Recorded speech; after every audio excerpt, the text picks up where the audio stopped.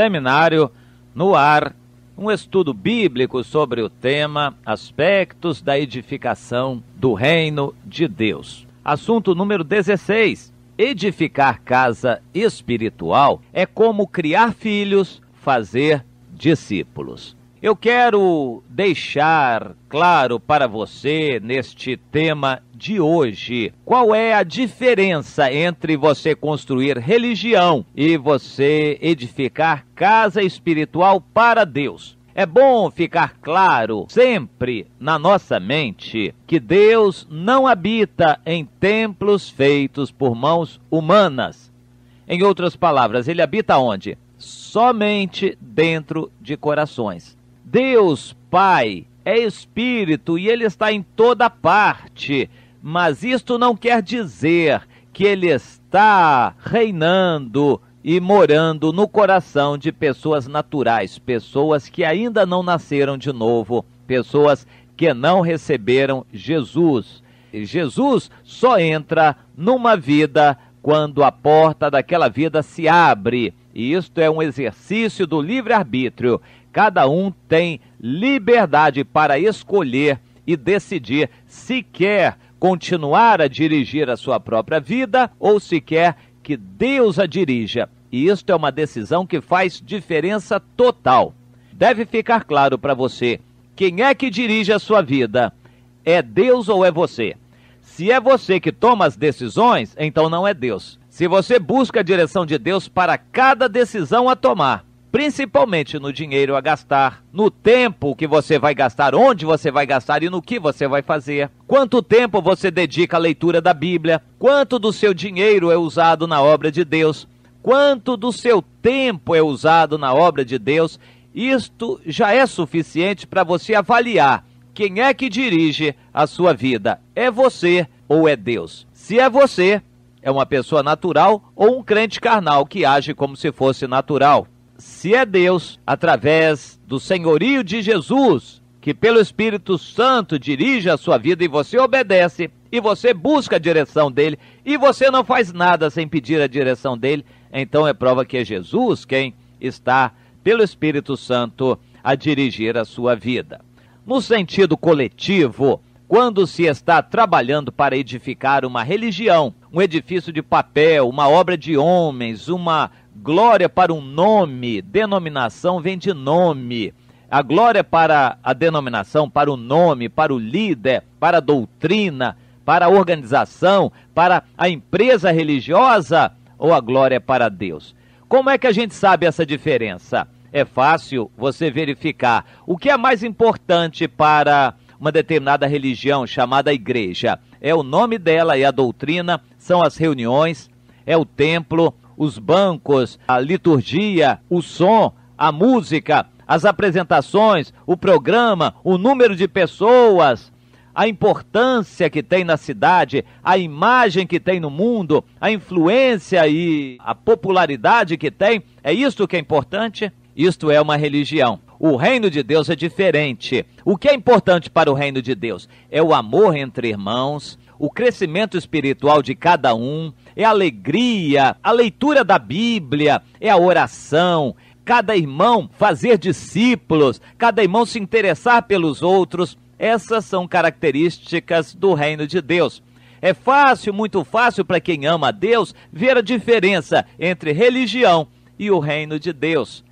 O reino de Deus precisa ser edificado, não é de uma hora para outra que aparece. Não, não é mesmo. Muitos estão querendo edificar religião. E é fácil, eu vou dar a receita com um pouquinho de experiência e um pouco de suor, de dedicação e trabalho. Qualquer um faz religião para si. É fácil. Aluga um salão, um templo, um auditório, ou coisa desse tipo. Tem que ser algo de bom aspecto, agradável à vista, com lâmpadas claras, poltronas acolchoadas de preferência, coisas assim. Se tiver ar-condicionado para o verão, melhor ainda. Tem que fazer propaganda daquele trabalho e as reuniões têm que ser muito agradáveis às pessoas, porque o objetivo é angariar pessoas. Fale de bênção, pregue prosperidade, ore por todas as pessoas, mas ore só pedindo bênção. Não ore para ninguém se consertar, não fale de pecado, porque isto espanta as pessoas. Tem que falar de bênçãos, tem que agradar as pessoas, pensamento positivo, tem que falar de coisas agradáveis para atrair as pessoas. Vai precisar de dinheiro, então quando falar de dinheiro, também fale de uma maneira agradável, fale na forma de uma barganha. Peça dinheiro, mas prometendo que Deus vai dar muito mais à pessoa. Peça dinheiro sim, mas dizendo que Deus vai se agradar daquela pessoa que dá dinheiro. E assim por diante. Ao pedir dinheiro, sempre dê uma contrapartida. Estas são receitas de religião. Religião se estabelece assim. Religião se faz desse jeito.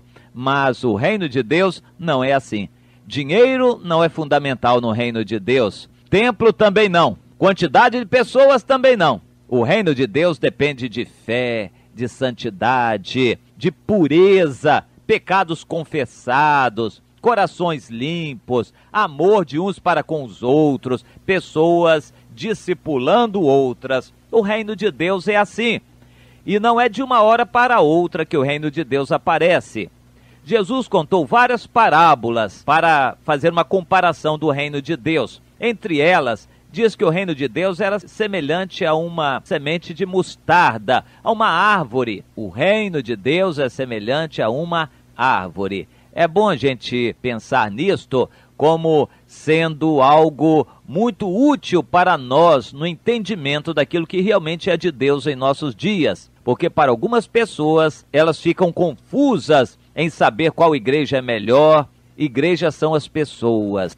Quando você vir o amor de Deus, quando você vir Deus ali no meio através de amor, de simplicidade, santidade, quando não houver interesse pelo dinheiro, quando os líderes estiverem falando a verdade e não como políticos demagógicos se oferecendo para ajudar as pessoas, do púlpito falando muito de amor, mostrando sorrisos e com mensagens otimistas, pedindo muita bênção. Isto é tipicamente demagógico, isso é interesseiro. Então vai-se saber que isto não é de Deus, isto é religião. Mas o reino de Deus é diferente. Ele cresce devagar como uma árvore de mostarda, como uma figueira, como uma outra árvore qualquer. O reino de Deus vai gradativamente crescendo com as pessoas que vão crescendo espiritualmente também. Eu quero ler com você e para você o que o apóstolo Paulo escreveu para o seu filho Timóteo, na segunda carta de Timóteo, capítulo 2. Tu, pois, filho meu, fortifica-te na graça que há em Cristo Jesus. E o que de minha parte ouviste, através de muitas testemunhas, isso mesmo transmite para homens fiéis e também idôneos para instruir a outros. O que de minha parte ouviste, isto mesmo transmite a homens fiéis e idôneos para instruir a outros. Não é a mesma coisa que Jesus falou na grande comissão? Ide por todo mundo, pregai o evangelho, ensinando essas pessoas a guardar todas as coisas que vos tenho ordenado. É isso que temos que fazer. E eu pergunto a você, ensinar uma pessoa é obra de um momento para outro? É coisa que a gente pode fazer em pouco tempo? Não, mas é claro que não. Fazer um discípulo é como fazer um filho, educar um filho, fazer um filho crescer. Isto leva tempo. Para ensinar boas maneiras, educação, ensinar ao filho a obedecer, a adquirir virtudes do caráter, isso demora. Isto demora. É como fazer discípulos. A gente ensinar o irmão a amar a Deus, a buscar a Deus, a ler a Bíblia toda, a ter sede pela palavra de Deus, a ter amor ao seu próximo, a evangelizar outros, ensinando esses outros também a seguirem o caminho que eles estão seguindo. Isto não é para qualquer um, é só para pessoas idôneas. Daí a importância de discipular aqueles que querem ser discipulados. Como é que a gente vai discipular um crente? Crente não é discípulo, crente não quer ser discipulado, crente só quer religião, onde se fale de bênção, de prosperidade, de coisas desse tipo. Crente só quer aquilo que lhe agrada, mas o servo, o discípulo, este aceita ser ensinado, aceita ser exortado, aceita ser disciplinado e, como verdadeiro filho, aceita a orientação e aprende e cresce e se fortifica e se fortalece com o alimento que é a própria pessoa de Jesus, o alimento sólido, a graça que está na pessoa de Cristo Jesus. A gente se alimenta do exemplo de Jesus, a gente se alimenta com a vida de Jesus, querendo viver como Ele. A gente se alimenta com o modelo que é Jesus. Jesus, lendo o Evangelho, meditando nesta palavra, isto é alimento para nós.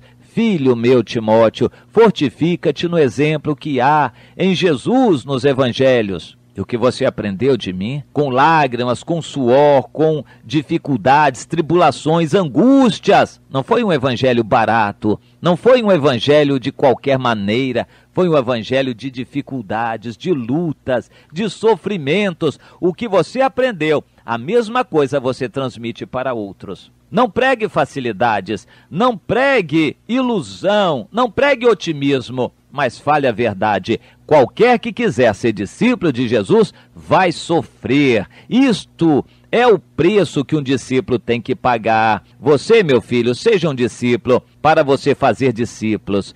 Ensine a pessoas idôneas para ensinar a outras. Essas pessoas precisam ensinar a outras com idoneidade. E é de gente assim, de caráter, que a casa de Deus é edificada. A edificação da casa de Deus é colocar pessoas assim, lavadas no sangue de Jesus, com caráter de Cristo, com a semelhança de Jesus. É colocar pessoas assim para amar umas às outras, cada uma no seu lugar, formando células, corpo, e este corpo, uma família, unidos em aliança, serão então habitação de Deus em espírito, isto é, casa espiritual, da qual Deus vai se agradar, e nesta casa poderão ser oferecidos sacrifícios e holocaustos a Deus, holocaustos agradáveis a Deus, culto racional, culto verdadeiro, sincero, genuíno, proveniente de corações que amem a Deus,